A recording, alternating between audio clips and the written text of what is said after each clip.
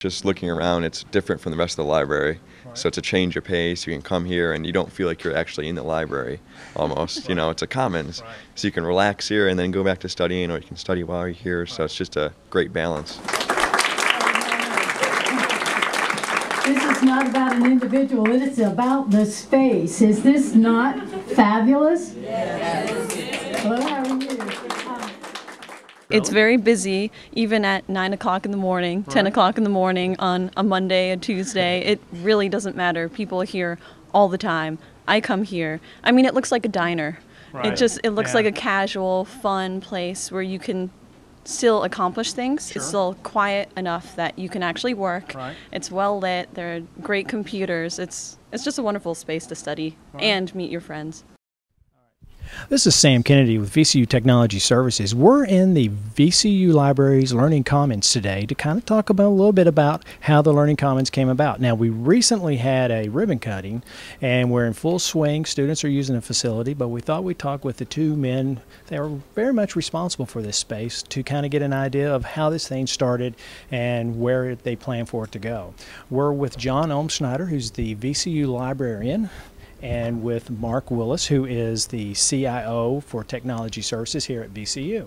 So let's start with you, John. The idea for the Learning Commons, where did that come out of? It's been around for a long time. Other universities have Learning Commons, have been developing them. So we've been looking at this space for years, actually, to see what we could do to expand a student study space.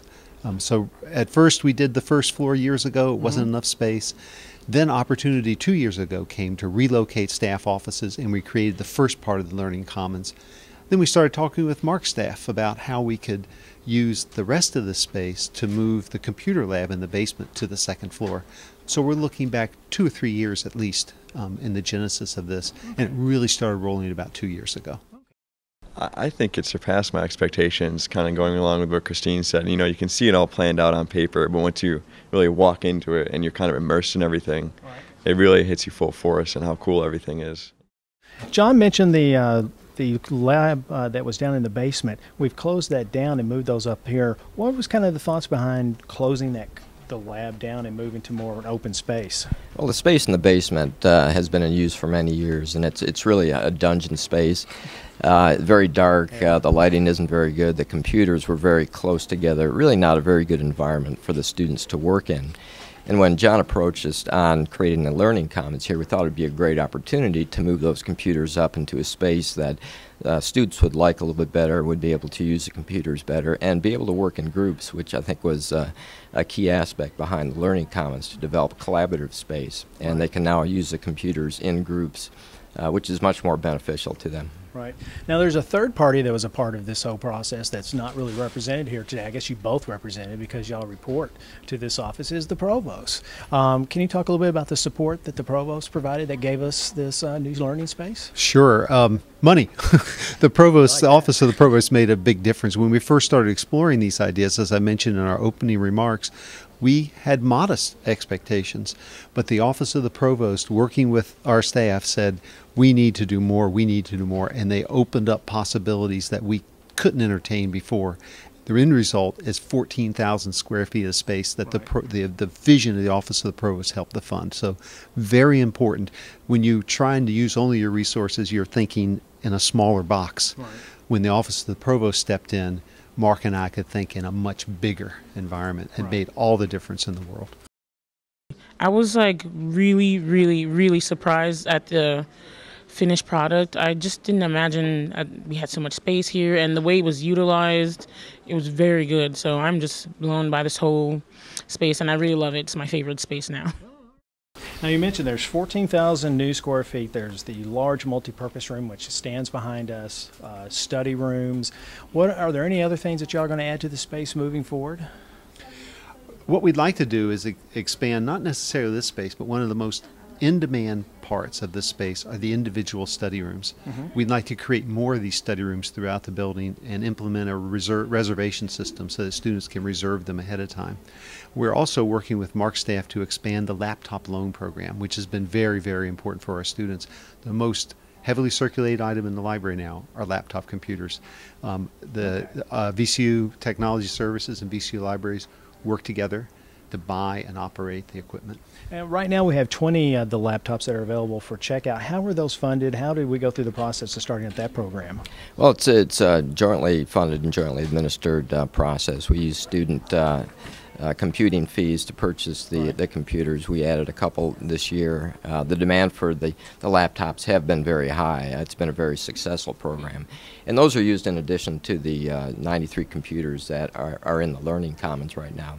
There are many ports where students can plug in and wireless throughout this area as well that they can use to connect to the internet. Oh, okay. So Sam, there is one more important point.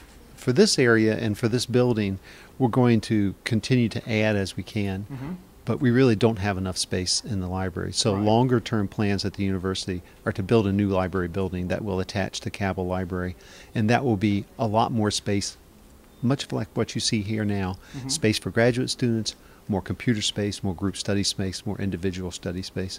We just opened this the other day, and you can see behind us, it's stuffed already.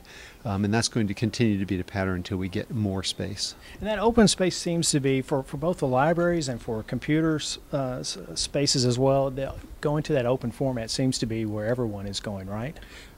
What students want is a diversity of space. So the computer labs in the back now, where we put the computers, provide both group space and individual space. And throughout this space, you'll see group, individual spaces, and group study rooms. We have to meet the diverse study needs of our students. So we'll continue to have a diverse, different kinds of spaces gathered together in one. I think it's definitely creating a culture that combines, the social networking aspect of things and also like the academic learning environment. I mean, I've had friends post pictures of what they're doing right here in the Learning Commons through like Facebook Mobile and uploading the pictures of the whiteboards and the tabletops that you can rip off. So it really is getting a lot of publicity, and it is becoming like a cultural thing, and which is good for the incoming freshmen because they haven't known anything different. It's very much different from the old model of you go to some room where there's rack of computers. Now with the wireless, with spaces like this, and you pretty much compute wherever you want to. You have mobile.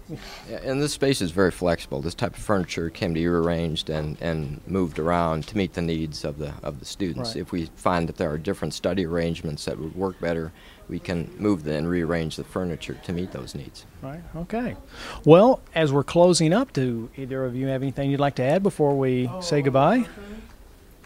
I liked Mark's comment about reconfiguring the space because we found that the students reconfigure it themselves anyway. So they move the furniture around, they move it between floors, so we just have to accommodate that. So you'll see a lot of things have wheels on them. Well, that was a good thing. So it does work? It does work. That's good.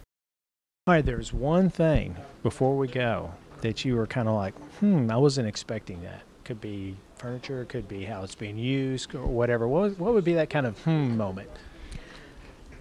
I would say probably how they incorporated the whiteboards. Like some of them look like they're part of the wall. Some of them are in the tables and the group rooms. That was the most surprising to me. And then how many of the standing stations that are that can move around. That was even more surprising to me. So I was like, this is very clever. It's just a beautiful space, and I'm really grateful that VCU thought to do this and had the resources to do this. Oh, good, good. Yeah, I second that. 5, 4, 3, 2, 1.